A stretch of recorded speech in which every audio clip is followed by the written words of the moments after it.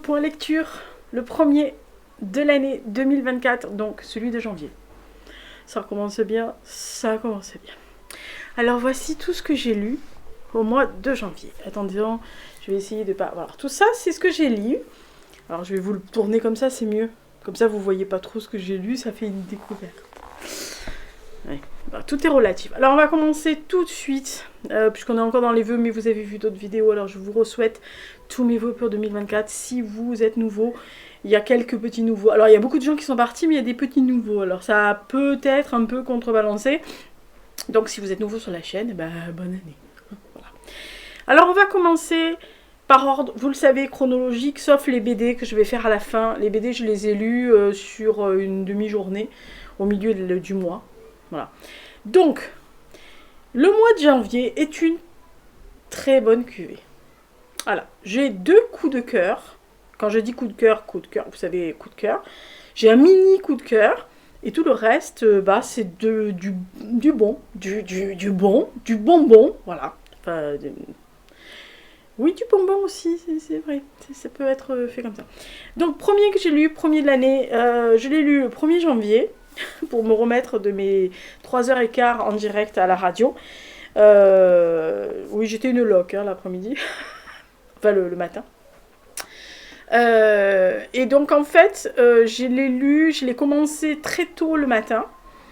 Parce que j'étais à la radio à 11h. J'ai lu d'une traite jusqu'à 11h. Et ensuite, quand je suis rentrée, parce que j'avais des choses à faire, enfin, j'avais un truc à faire. Quand je suis rentrée, je l'ai lu et je l'ai fini fort tard. Mais je l'ai fini, donc voilà. Premier coup de cœur de l'année, donc première lecture. Le dernier, Camille de Péritier, L'inconnu du portrait, donc qui est chez Calman Levy, que j'avais reçu un petit peu à l'avance. Donc je remercie Camille et Calman Levy de me l'avoir envoyé. À titre gracieux, hein, c'est pas un SP. Voilà, voilà. Donc, si vous aimez, alors je ne vous incite qu'à le lire. On est d'accord, c'est un coup de cœur, mais je vais vous dire, lisez-le. Voilà, lisez-le, lisez-le, lisez-le. Si vous aimez les sagas familiales, si vous aimez les sagas romanesques, si vous aimez la peinture, si vous aimez les relations intergénérationnelles, si vous aimez les histoires d'amour, d'héritage, de réussite, ce livre est fait pour vous. Alors en gros, c'est sur plusieurs temporalités, à plusieurs endroits. On est à Vienne, on est à New York, on va passer par l'Italie. Voilà, on est avec 3 personnages, entre guillemets, principaux, parce qu'il y en a d'autres. On est avec Martha, Isidore et Pearl. On a aussi un Franz derrière. Donc en fait, c'est l'histoire de ce tableau, donc, qui a été visiblement retouché par l'artiste, puisque c'est Klimt, une fois, et qui a été une fois volé, restitué, une autre fois volé et re-restitué. Donc il est mouvementé. Et en fait, Camille de Péritier imagine tout simplement pourquoi le tableau a été retouché et éventuellement pourquoi il a été volé et dans quelles circonstances. Et donc nous, on va suivre l'itinéraire d'une jeune femme qui s'appelle Martha, qui travaille dans une famille riche à Vienne, qui va tomber amoureuse et réciproquement du garçon de la famille, qui va accoucher d'un petit garçon, qui ne va pas être accepté par la famille du préposé, d'ailleurs, bon, je vous laisse deviner ce qui se passe, et qui va élever ce petit garçon, qui va perdre sa maman assez vite et qui va décider de partir aux États-Unis, un peu vous savez, dans les années, au début du siècle, enfin du XXe siècle, il y avait se dire qu'on allait aux États-Unis, enfin on allait aux Amériques pour réussir. Et on va retrouver ce petit garçon, un peu plus grand, qui est cireur de chaussures à New York, qui est débrouillard, qui se débrouille qui est arrivé tout seul, et qui est très intelligent, qui est malicieux, qui sait y faire, et qui, le jour, plus ou moins quelques jours avant le krach boursier de 29, va parier contre la bourse, et donc va gagner beaucoup d'argent, puisqu'il y aura le krach, le fameux jeudi noir. Et cet homme que l'on va retrouver quelques années plus tard, riche, à la tête d'une famille qui est américaine, dont d'ailleurs il a épousé quand il s'est arrivé aux États-Unis un nom américain, enfin un nom anglais. Il a épousé une jeune femme très riche, enfin une héritière. Il a 2 enfants. Et tout va bien dans le meilleur des mondes jusqu'à ce qu'un jour apparaisse dans sa vie une certaine Pearl, Pearl qu'il aurait eue avec une prostituée au Texas. Au début ça frotte un peu, mais voilà, petit à petit le père et la fille vont s'apprivoiser. Et en fait, la jeune fille n'est autre que plus ou moins le portrait craché de ce tableau. Tableau qui ressemble à la maman de ce garçon. Et donc il va se nouer je vous dis, sur 2 continents en tous les cas, sur plusieurs endroits, sur plusieurs temporalités, début du siècle du 20e à Vienne, etc., va se nouer et se dénouer cette histoire de pourquoi le tableau a été peint, pourquoi, qui on sait, mais comment cette jeune femme s'est retrouvée sur le tableau, pourquoi le tableau a été retouché, à la demande de qui, on va découvrir qui a demandé à la refaire, comment il s'est retrouvé sur le marché, comment il a été une fois volé, comment il a été restitué, et quelles sont toutes les ramifications entre ces gens-là. Et c'est ce que je vous disais tout à l'heure en ouverture. Si vous aimez tout ce que je vous ai dit, les sagas familiales, le romanesque, l'aventure, la peinture, les relations intergénérationnelles, les héritages, le poids d'un secret, le poids d'une vie, le poids d'un regret, vous allez adorer ce roman. Alors, évidemment, la plume de Camille de Peretti y fait énormément. Vous savez que j'adore Camille depuis son premier roman, Tornitorinque.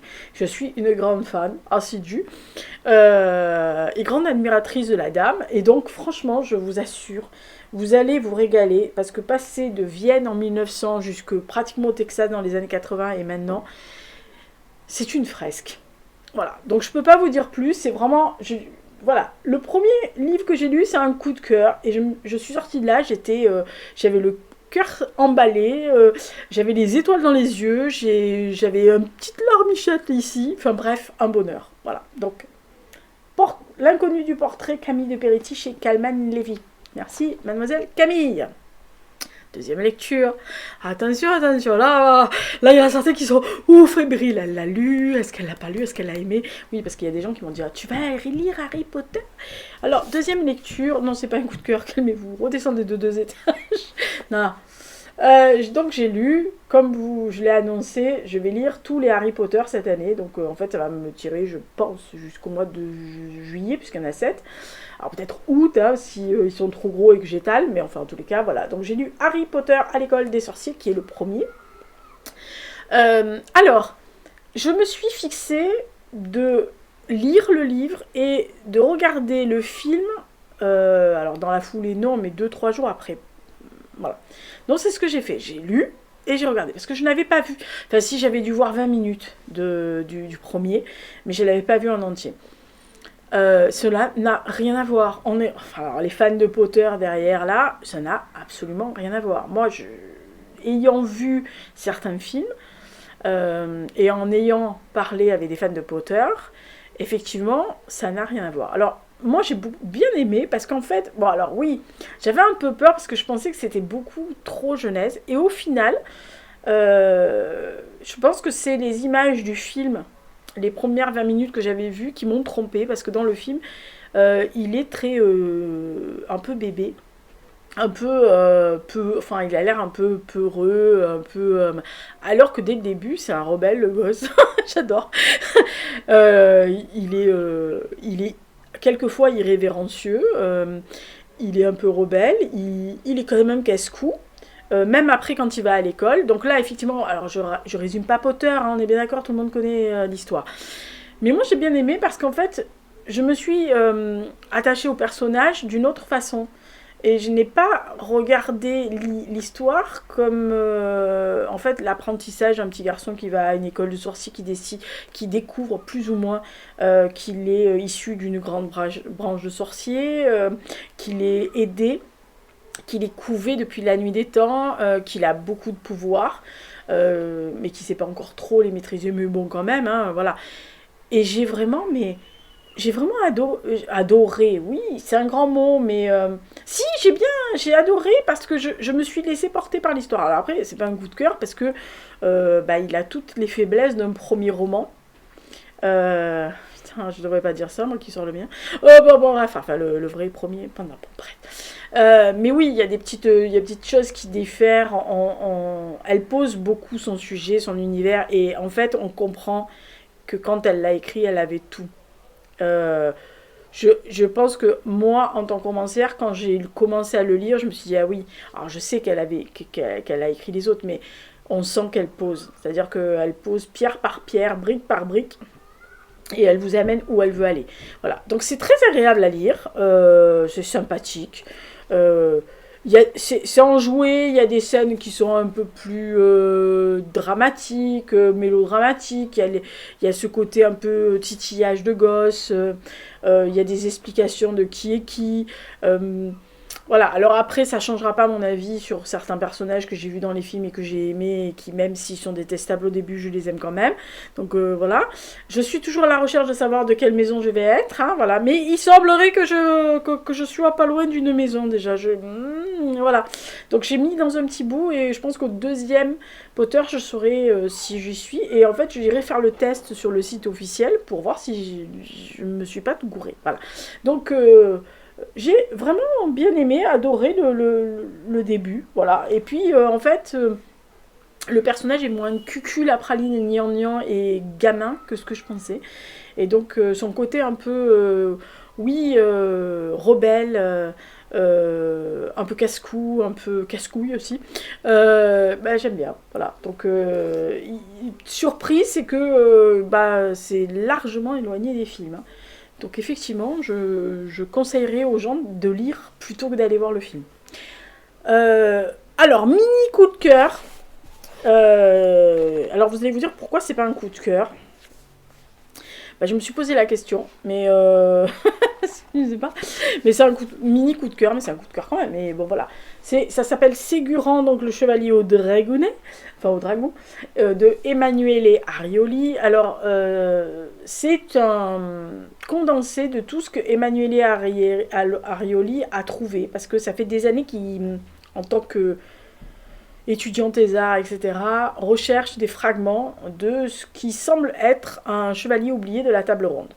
Et donc il est allé un peu de partout en Europe pour trouver dans les bibliothèques, dans les fonds privés, dans les archives, des fragments, d'ailleurs c'est présenté, des fragments de textes qu'il a étudiés, repassés, revus et qu'il a agencés petit à petit. Vous voyez, qu'il a ragencé petit à petit et donc il l'a mis sous forme écrite. Et donc on suit Ségurant du début de ses débuts en tant que chevalier, comment il est arrivé là, etc.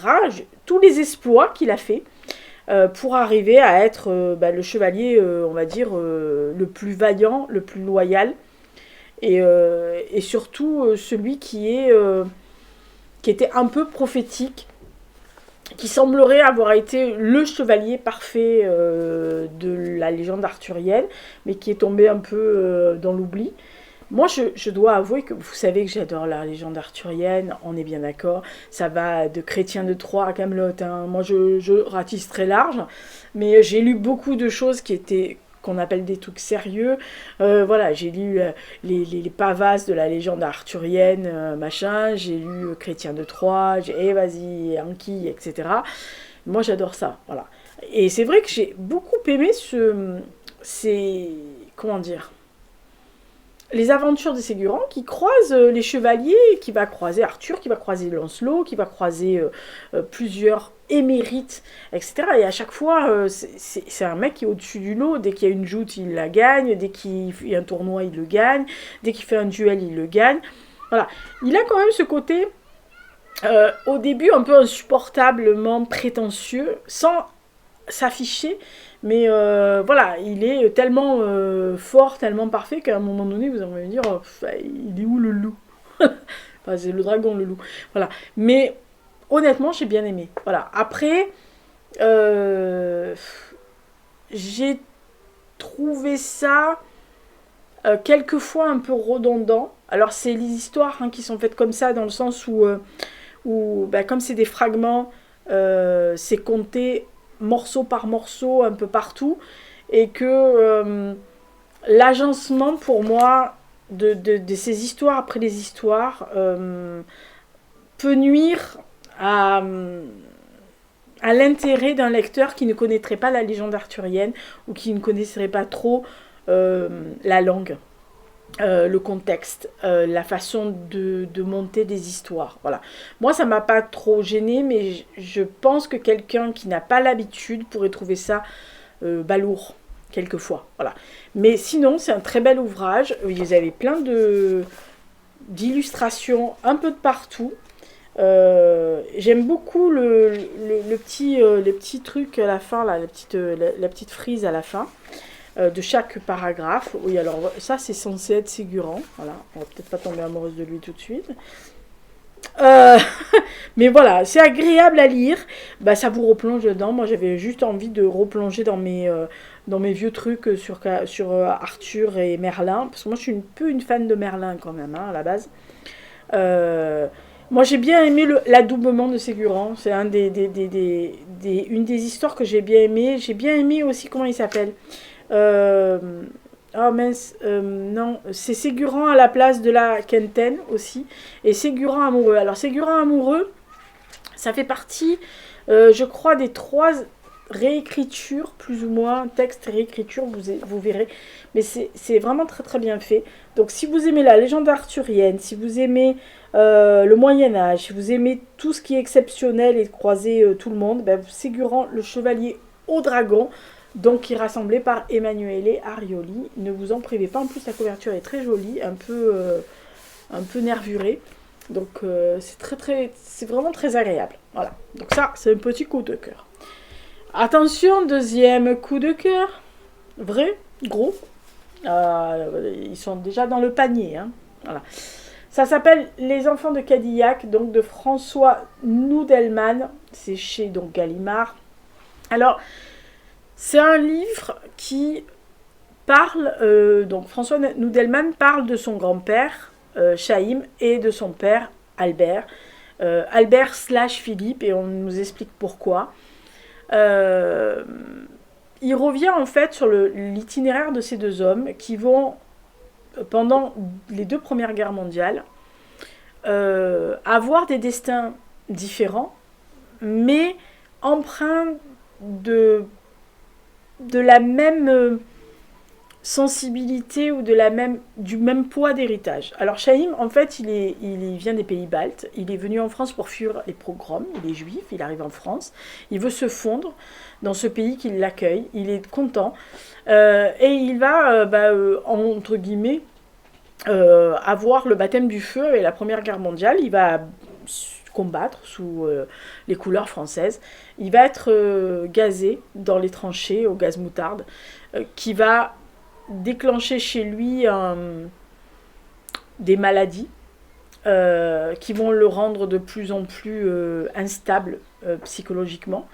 Et de ce côté, il s'est marié avec une femme qui est un peu plus vieille. Il a eu elle a 2 enfants de premier lit, et ils ont eu donc ce petit garçon, Albert. Et en fait, il va être placé rapidement dans un asile. Et François Noudelman nous explique que son grand-père va être charrié entre Sainte-Anne à Paris et Cadillac, où il va finir ses jours en 1941, dans des conditions assez effroyables, en étant mort littéralement de faim. Un peu d'ailleurs à l'instar de Camille Claudel, qui est morte, je crois, en 1943 vers Avignon, pareil, dans un asile, morte de faim, en gros. Dans des conditions assez effroyables, au milieu de ces fous, de ces gens qui ne sont pas comme nous, traités de façon assez abjecte. On sait que les asiles, c'était pas très drôle à l'époque. C'est peut-être pas drôle non plus maintenant, mais bon, à l'époque, c'était quand même sordide. Et qui se questionnent effectivement sur cet héritage d'être juif, de partir. Est-ce qu'il doit... voilà, il y a toute cette filiation qui passe à son fils. Et son fils, dont on va comprendre l'histoire dans une autre partie qui est un peu plus longue que la première sur son grand-père. Lui, il est français. Il est né français, il va se battre aussi, Seconde Guerre mondiale, et lui, il va être capturé, il va finir dans un stalag, donc dans un camp pour les prisonniers, et il va passer toute la Seconde Guerre mondiale en Allemagne, où il va connaître le pire et, entre guillemets, le meilleur de l'humanité, y compris dans les gens, les Allemands, chez qui il travaille, puisque vous savez qu'il y avait beaucoup de prisonniers qui étaient embauchés dans les fermes, embauchés dans les usines, etc. Il y a la rébellion, il y a la collaboration, il y a la résistance, il y a l'amitié, même avec quelqu'un qui peut être votre ennemi, sachant que il est juif. Alors techniquement, voilà, mais il n'a jamais été élevé comme ça. Simplement là, il est en Allemagne, sous les nazis, en étant juif, mais il arrive à le cacher, donc il va prendre l'identité de ce fameux Philippe, sous lequel il va résider, où il va embrasser en fait cette personnalité qui n'a aucun lien avec le passé de son père, aucun lien avec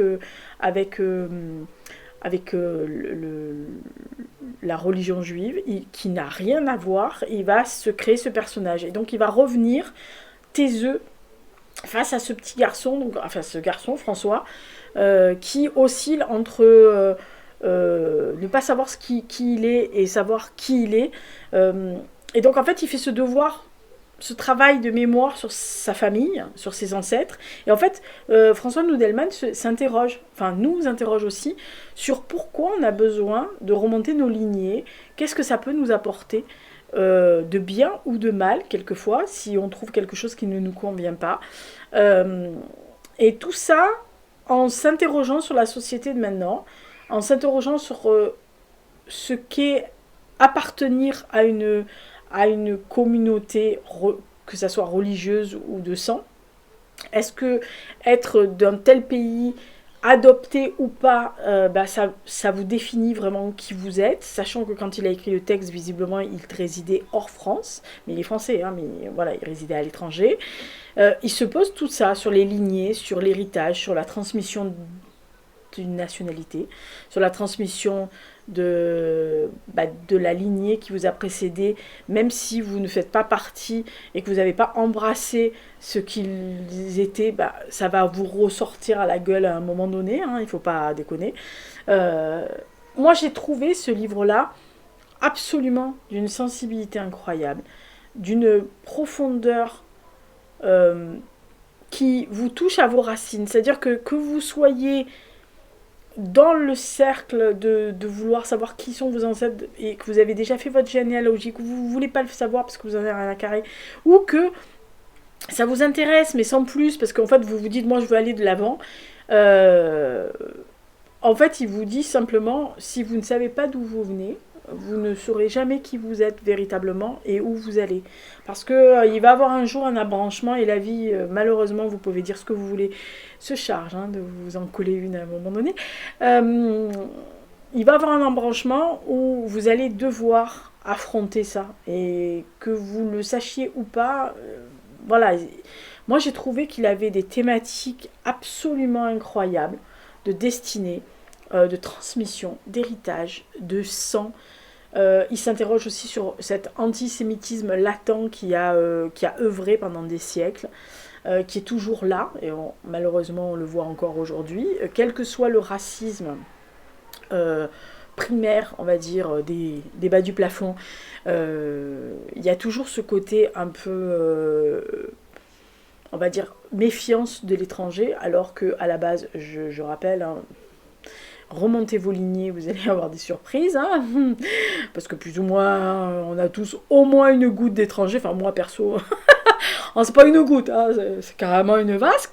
Alors moi j'avais au moins 2 grands-parents qui n'étaient pas français, voilà, à la base, quand voilà, ils ont été naturalisés, mais très tard en plus, donc au moins 2, voilà, enfin j'en ai 2 sûrs, et les autres, les grands-parents, enfin les arrière-grands-parents, c'était un peu limite pour certains, voilà, donc, mais moi j'ai trouvé, voilà, c'est pour ça que j'ai eu un coup de cœur, parce que déjà premièrement, le côté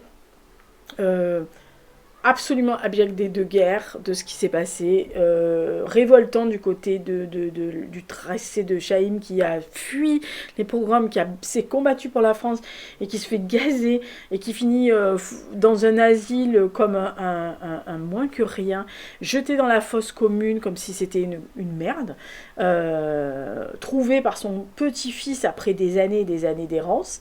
Et pareil pour cet homme qui s'est retrouvé face dans le régime nazi, alors que il aurait pu mourir 19 millions de fois, etc. Enfin, moi, je trouve qu'il y a une force dans ce livre-là, avec une plume qui vous serre le cœur. Vraiment, c'est... Voilà, j'ai évoqué tout ce qu'il y avait évoqué. Je ne peux pas vous en dire plus parce que sinon, si vous voulez le lire, ça va vous dévoiler beaucoup de choses. Lisez-le. Voilà, c'est comme pour celui de Camille de Peretti, lisez-le. Donc ça s'appelle Les Enfants de Cadillac, François Noudelman chez Gallimard, lisez-le. Voilà, j'ai 2 coups de cœur, lisez-les. Voilà. Je suis un peu chiante, hein. J'adore. Alors, autre roman, après on fera la BD puis on finira par le dernier. Alors c'est un roman qui m'avait fait de l'œil depuis un moment, parce qu'il se passait pendant la Première Guerre mondiale, vous savez que j'ai des marottes. Et... je sais pas, au petit résumé, qui n'était pas celui de la 4e, d'ailleurs je gueule beaucoup sur la 4e, parce que limite, s'il nous dévoile pas tout, la moitié du roman, enfin ça m'énerve ça. J'avais vu un tout petit résumé, d'ailleurs qui n'était pas celui-là, et je trouvais que ça sentait bon. Donc ça s'appelle Place aux Immortels, c'est chez Plon, donc de Patrice Kellard. Alors nous sommes avec Léon Cognard, qui est un gendarme breton, à l'orée de la Première Guerre mondiale, qui est dans un coin, et voilà, il va être appelé pour venir prendre la tête d'un peloton de gendarmerie. Alors vous savez que les gendarmes n'étaient pas du tout aimés à l'époque, on les appelait par tous les noms. Les soldats ne les supportaient pas parce qu'en fait ils étaient là juste pour faire en gros les travaux que les gens ne voulaient pas, ramasser les ordures, reboucher les trous, évacuer des saloperies, aller faire la popote pour certaines choses, voilà, ils faisaient les basses œuvres et en plus ils avaient une mauvaise réputation, donc il arrive dans ce détachement, et alors pendant toute une très grosse première partie, c'est la vie de ce groupe, avec leur personnalité, avec leur bisbis. Léon arrive avec son cheval qui s'appelle... je vous dis pas comment... Enfin bon, bref. C'est un cheval qui a un nom d'un autre cheval célèbre. Voilà, et donc il arrive... avec beaucoup d'humour, il a beaucoup de deuxième degré, il est un peu anticonformiste pour un gendarme, donc ça en cloue certains. Et en fait, un jour, on va apprendre qu'il y a un lieutenant qui a été tué, et dont la femme et d'autres personnes soupçonnent qu'en fait il n'a pas été tué à l'ennemi, mais il a été tué par ses propres camarades. Et tout ça va s'enchaîner dans une grosse deuxième partie qui alors change complètement d'environnement. D'ailleurs on voit plus le cheval, ce qui est dommage parce que c'était vraiment cette relation entre lui et son cheval était vraiment très, très, très sympathique, et en plus 2 fortes têtes, le cheval comme le maître. Donc oui, remarquez, c'est comme tous les animaux qui se ressemblent, s'assemblent. Donc voilà, ça donnait une côté de légèreté, et on va tourner dans l'enquête propre de pourquoi cet homme est mort. En plus il y en a un deuxième qui va être dégommé. Et donc là, il va vraiment creuser, au risque de trouver quelque chose qui lui déplaît. Tout ça au milieu de l'armée, enfin de la Grande Muette, qui n'a absolument pas besoin qu'on déterre des conneries, parce qu'on est en train de se prendre des torchers de temps en temps contre les Allemands.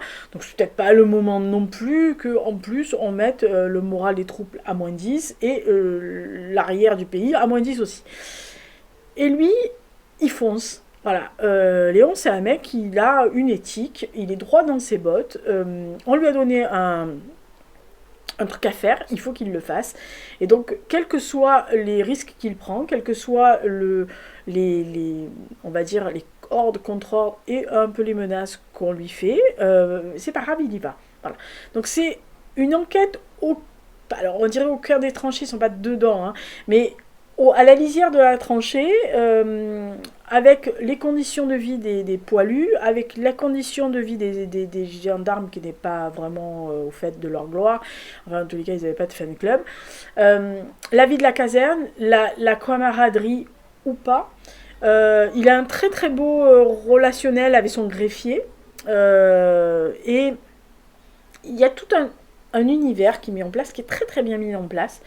Le seul petit reproche que je fais à ce livre, c'est que l'enquête arrive au minimum une bonne centaine de pages après le début.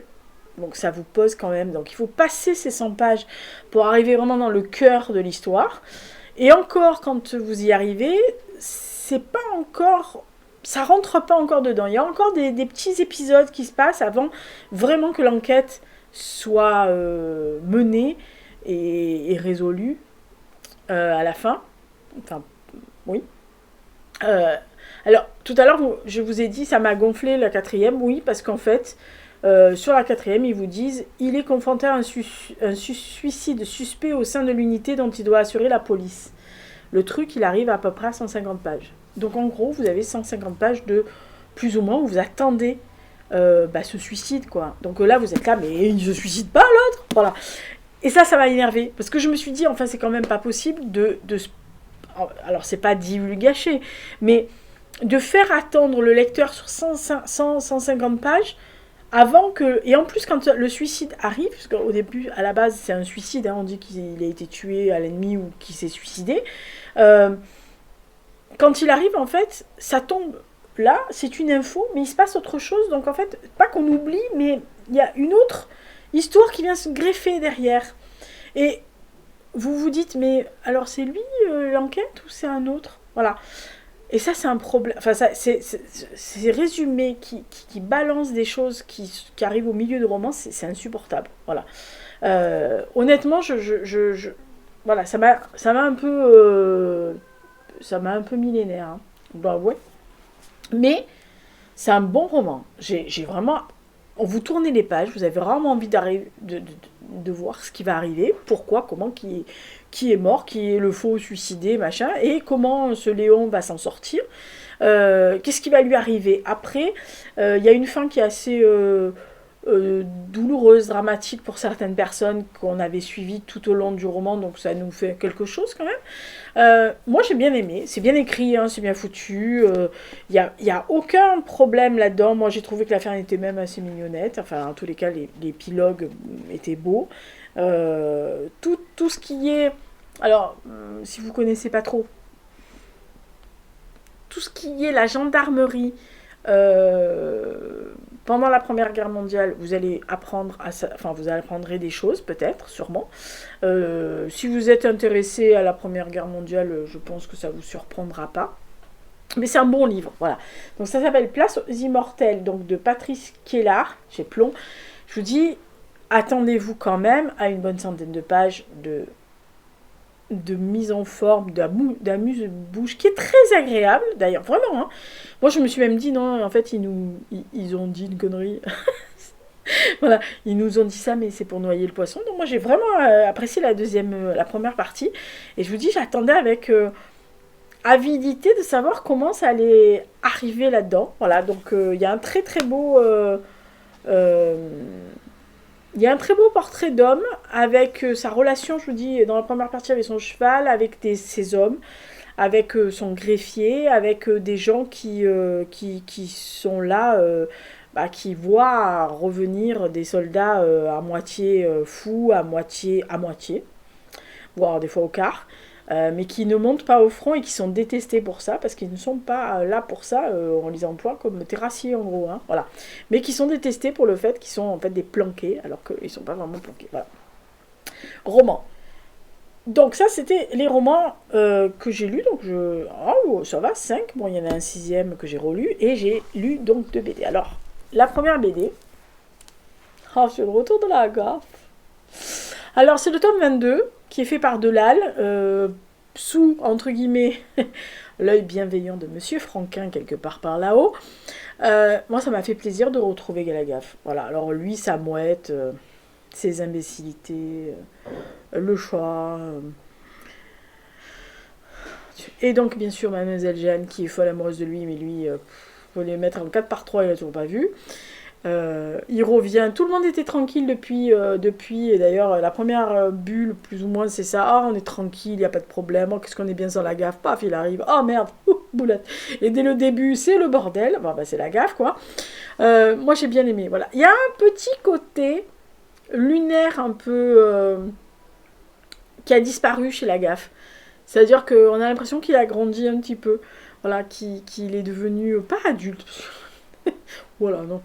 Mais oui, il a perdu ce côté un peu lunaire, un peu dans la... Oui, lunaire. Ouais, c'est ça, je pense que c'est lunaire le mot. Voilà, il avait ce côté enfantin lunaire. Il a un tout petit peu perdu. Mais les dessins sont magnifiques. Les planches, est-ce qu'on a le droit? Je pense que oui. Les planches sont beaux, les bulles sont très drôles, très actuelles, hein, parce que voilà... c'est moderne, donc il y a des petites références à la société de maintenant. Il y a des apparitions qui sont mignonnes. Il y a des apparitions du général de Spirou, des personnages du général de Spirou. Là, j'ai ululé comme une dinde. Vous avez un petit clin d'œil à Franquin. Vraiment, c'est agréable. Voilà, je trouve que c'est vraiment... c'est drôle. Voilà, moi, il y a des moments où j'ai ri, il y a des moments où j'ai souri, mais il n'y a aucun moment où je me suis dit, oh merde, voilà. Mais j'ai vraiment adoré. Et j'aime beaucoup la 4e de couverture. Papy, tu mouches. Si quelqu'un sait ce que c'est, Papy, tu mouches, moi je me suis approchée une fois, quand j'étais toute petite, ils m'ont coupé des cheveux parce que je me décollais des cheveux dedans. Ah bah, vous savez, hein. Un garçon manqué, ça monte sur la table pour voir ce qui se passe. Et donc j'ai lu, deuxième BD, Le nom de la rose, donc qui a été fait par, comme vous le voyez, Milo Manara, donc bien sûr, librement adapté du roman de Umberto Eco. Et je suis en train de vous chercher justement ce que je vais vous montrer. Et j'ai beaucoup aimé, alors on suit évidemment Atso, mais d'abord on arrive d'ailleurs avec Umberto Eco, et ensuite on part sur le roman. Et donc on va suivre ce jeune garçon. Et Manara a mis sous son trait de crayon qui est magnifique, hein, d'ailleurs, regardez, c'est un peu du Caravage, hein, voilà, il y a ce côté un peu Caravage. Il a mis en fait l'enquêteur sous les traits de Marlon Brando. Alors tout le monde connaît, enfin tout le monde, beaucoup d'entre vous connaissent le film Le nom de la rose avec Sean Connery. Moi, quand j'avais vu le film, à l'époque, hein, il doit dater de 86, des poussières de Jean-Jacques Hano. C'est Jean-Jacques Hano qui a ça? Oui, c'est Jean-Jacques Hano. Je dois avouer que je regardais beaucoup plus Christian Slater, on est bien d'accord, que Sean Connery. Mais, dans ma tête, quand j'avais lu Umberto Eco, parce que ma grand-mère tenait absolument à ce que je lise des classiques italiens, dans ma tête, c'était pas du tout Sean Connery. Et un jour, en discutant, j'avais dit à ma grand-mère, j'avais dit, moi, j'aurais bien vu Marlon Brando jeune, à l'époque, voilà, une trentaine d'années, quoi. Donc, comme dans un tramway de mes désirs. Et donc, elle me dit, oh, ouais, t'as raison, tout ça. On avait rigolé. Mais bon, voilà. Après, Sean Connery était parfait dans le rôle, etc. Il avait l'allure de la bure, hein, on va dire. Mais alors, non, mais regardez-moi l'allure que ça aurait eu avec Marlon Brando, quoi. Hein? Ça, hein? On lui aurait sauté dessus, hein, à la moindre occasion. Alors non, mais bon, vous voyez ce que je veux dire. Donc, bref, c'est très très bien fait. Ça reprend vraiment les moments clés du roman. Voilà, il y a des moments où je vous dis, c'est les couleurs. Ça fait très Caravage quand même, hein. Ombre et lumière, j'aime beaucoup. Alors attention à pas mettre entre les mains, parce que vers la fin, évidemment, vous savez qu'il y a une fille qui arrive. Il y a des scènes, la fin. Alors il y a des scènes, attention, il y a des bulles où, bah, comme dans le roman, si vous l'avez lu, etc., il y a des bulles qui sont très explicites, très sexuelles. Un enfant qui n'est pas averti, il y a quand même des scènes assez troublantes. Alors vous, non, hein, moi, non, on est bien d'accord. Hein. Voilà. Mais c'est pas à mettre dans les mains d'un gosse, hein. Voilà, on est bien d'accord, c'est pas une BD, c'est pas la graphe, hein.